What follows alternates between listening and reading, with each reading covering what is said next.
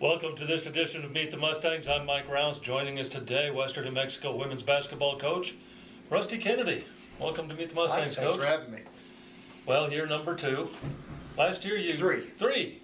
I'm a Western graduate. I know. I can't count. I know. Last year you exceeded what I think a lot of the conference thought you could do. What do you expect this year? Well, we have 4 starters back from that team last year. We were 11-17. We lost 11 single-digit games in conference. So one of two things is true. Either we underachieved and we've got a chance to make that right this year, or we have 4 starters back from a team that only won 11 games and we're not very good. So you can look at it one of two ways. I think that we just didn't close games last year. You gave us 10 points to apply anywhere we want to in a season, and we win 15 games, go to the playoffs. Yeah. So we weren't far away. A couple missed blockouts, a made shot here or there, one less turnover. So we're working to try to clean those things up with a pretty experienced starting lineup. Talk about some of the new players you brought in that you expect to contribute right away. Oh, well, we've got a whole host of new players, probably more than we needed with as many seniors as we have.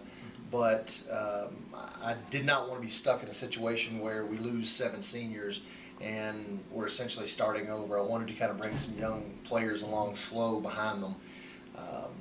We've got a couple freshmen who right now, and again it's early, but a couple freshmen who right now have been pretty impressive.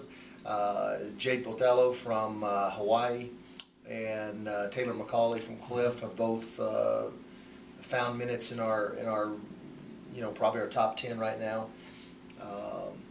And then junior college transfer Michael French from Wisconsin has, she's in that mix as well. And there's several other transfers who are right there, transfers and freshmen are knocking on the door, but they're probably just outside of that 10 right now. So. What do you expect as far as your style of play this year? I know you probably middle of the road again. Okay. We're not.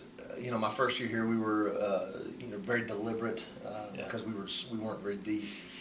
I think that we're not what you would consider an all-out up-tempo team, but we're a team that will run with our. We have dynamic guard play. We'll run with those guards when it's time, right. And we can also play half-court basketball. So we're probably closer to the up-tempo side of the spectrum, but really more middle of the spectrum. Talk a little bit about the conference, Coach. Who's going to dominate this year? I have no clue. And I think if you look at the conference teams and you look at teams what teams have lost, there are a lot of question marks within our league. I think you have to respect what Mesa's got going up there. Even though they lost a lot, they had lost a lot the year before, and Taylor finds a way to keep things going. Black Hills is going to be very good. They've got a lot of firepower returning. Fort Lewis finds a way to get in there. Yeah. UCCS has a lot of people returning.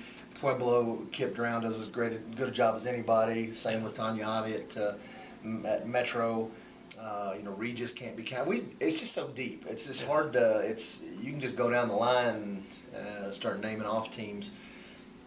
So it's going to be wide open, and I don't really know. And we've got new coaches in the league. At a couple of locations, three schools. So who knows what they're going to do? So it's going to be exciting, and heck, I don't know what we're going to do from not tonight.